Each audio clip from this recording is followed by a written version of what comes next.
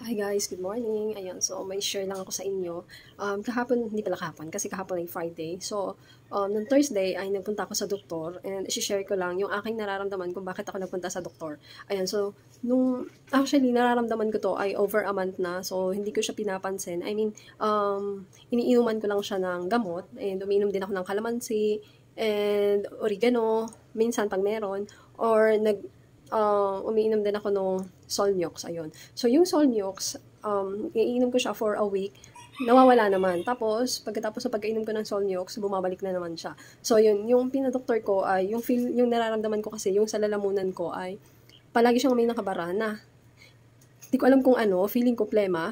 Ayun, so parang mucus siya, parang mucus yung nararamdaman ko sa lalamunan ko na nakabara. And may time na kapag umuubo ako, matigas, tapos sumasakit yung aking likod. So, actually, kinakabahan na ako kasi baka kung ano na to. So, na-share ko dun to kay Michael. And sabi niya naman ay baka allergy lang yan, gawa ng pollen, mga ganun. Kasi yung lugar namin ay wala kaming kapitbahay dito sa harap namin. And yung likod ay puro open space siya, may mga damo. So, siguro sa umaga may mga puno. Nadadala siya ng hangin, yung galing sa mga puno. So, yun yung tinatawag na pollen. So, nadadala siya ng hangin, nalalanghap ko. Sabi ni Michael, baka isa din yon sa allergy. Ngayon, sabi ko, feeling ko parang hindi. Kasi, as in, barado yung leeg ko. As in, feeling ko punong-puno siya ng plema na ewan. And sumasakit yung likod ko pagka umuubo ako.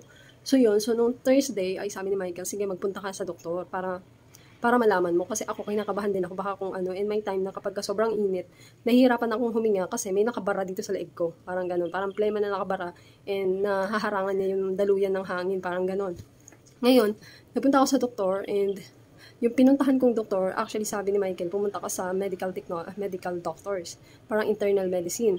Ngayon, sabi dun sa counter ay, kasi tinanong niya kung ano daw ba yung problema, kung ano yung ipapacheck ko. Sabi ko ay ipapacheck ko yung aking plema dito sa leeg na bumabara sa aking lalamunan. Ngayon sabi niya, dumiretso ka na po sa pulmonology. So yun. So nung nagpunta ako sa doctor sa pulmonology and kinukuhanan ako kinuha yung timbang ko, tapos blood pressure ako.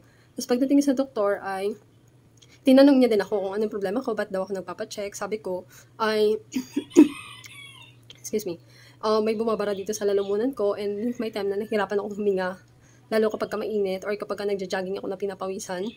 And kapag mainit din, inuubo ko na masakit yung likod ko. Yun ang sabi ko. Ayan, may bumabara na naman. Ngayon, sabi ng doktor, chinek niya ako, meron siyang ginamit na stethoscope pa tawag doon. Yung may bilog na pinanggaganon. Ayun, so chinek niya, pina-inhale exhale niya ako, chinek dito, tapos sa kabila naman, tapos sa likod, kabilaan, tapos dito sa may leeg. Ngayon, sabi niya, wala daw siya nakikitang problema sa paghinga ko. Kasi pina-inhale, exhale niya ako. Okay naman daw. Tapos nilagyan niya ako ng oximeter dito sa daliri. Sabi niya, ayan yung heartbeat mo. Normal naman, pati yung so sabi niya, wala kang problema sa liver. And oxygen. Okay, normal naman daw yung result. Ngayon, sabi niya, baka nga sa pollen yan. Allergy ka lang sa pollen. So, yun, lalo na ngayon kasi December, di ba, mahangin, malamig. So, baka isa din yun na nalalanghap ko na nagkakos ng allergy. Ngayon, sabi niya, sige, bibigyan kita ng gamot. So, binigyan niya ako ng gamot. Ito. Actually, ito yung reseta niya. Yan. Diba? Sulat doktor. Hindi na maintindihan. Ngayon, ito yung isa sa number 1 na binigay niya. Itong Levogene. Yan. Levogene. Ito worth 600 plus to. Nagulat nga ako, mahal pala nito. Akala ko tag 200 lang. Hindi, tag 688 to. Ito, Levogene. Actually, nagamit ko na siya kahapon, nung umaga at saka gabi. Nung pag-take pa lang ng umaga, yung na-observe ko kasi tuwing 8 o'clock ng umaga ay kailangan ko siyang i-take. So, nung after ko siyang i-take, like mga tanghali, naramdaman ko, gumaan yung lalamunan ko, nawala yung bara. Sabi ko, effective naman pala nito. One time ko pa lang siya nainom, parang nawala na yung bara sa lalamunan ko. So, yun. So, kagabi, yun yung pang second na inom ko kasi tuwing umaga at gabi. So, akala ko maano siya, yung lasa niya parang masusuka ka. Hindi. Normal lang yung lasa niya, parang may lasang orange, ganun. Hindi siya lasang gamot na ewan, parang mild lang na parang tubig, ganun. Akala ko nga masusuka ko, hindi. Ganyan yung lasa niya, mild na lasa. So, kering-kering. Yun. Tapos, ito one time lang to. Pag naubos, syempre, stop na, wala na. So, I think kaya niyang tanggalin kasi one time pa lang na-observe ko na parang natanggal na yung bara ng lalamunan ko. So, gano'n. Tapos, meron siyang binigay na tablet, 4 na piraso. Itong Drenex, Desilon. Desilon. Tuwing gabi lang din siya iniinom. One time lang. Kagabi, na ano ko na, nakainom na ako ng isa kagabi. So, ganito yung itsura niya. Yan. Desilon ng pangalan niya. Ito yung anti-allergy. Para hindi ako magka-allergy. So, ito pinainom nila sa akin.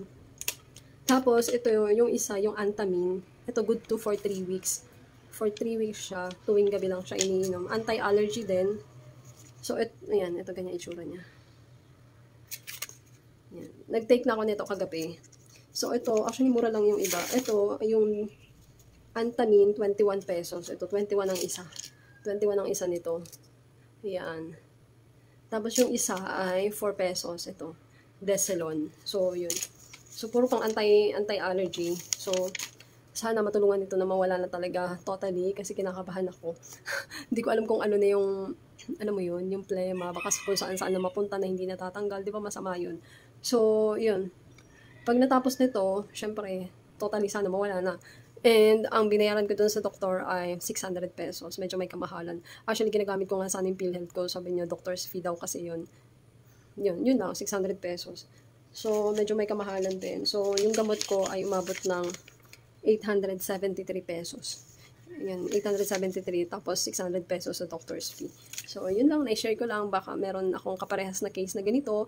And, wag nyo nang patagalin. Kung meron kayong dyang bumabarang mga plema, ay kailangan nyo ng gamot. So, kailangan nyo pumunta sa doktor. Kasi marami na rin akong ininom sa plema na to na nakabara.